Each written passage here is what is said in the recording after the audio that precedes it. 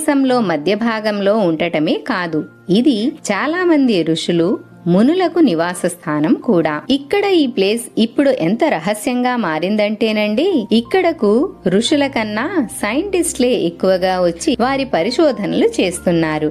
మధ్యప్రదేశ్లో ఛత్తీస్గఢ్ జిల్లాకు సుమారు 75 కిలోమీటర్ల దూరంలో బాచానా అని ఒక కుగ్రామంలో ఈ భీమ్కుండ్ చాలా ఇంట్రెస్టింగ్ కలిగించే ప్లేస్. ప్రతిరోజు ఈ ప్లేస్ చూడడానికి మరియు ఇక్కడ మునిగి వారి కోరికలను తీర్చుకోవడానికి చాలా మంది టూరిస్టులు వస్తూ ఉంటారు. ముఖ్యంగా దీని రహస్యం గురించి తెలుసుకునేందుకే చాలా దూర ప్రాంతాల నుండి ఇక్కడికి వస్తూ ఉంటారు. కొన్ని కథనాల ప్రకారం ఈ భీమ్కుండ్ అనేది మహాభారత కాలం నాటిది అని అంటారు. అందువల్ల దీని గొప్పతనం ఇంకాస్త పెరిగిపోతుంది. ఈ భీమ్కుండ్ యొక్క నీరు ఎంత స్వచ్ఛంగా ఉంటుందంటే దీని పైభాగంలో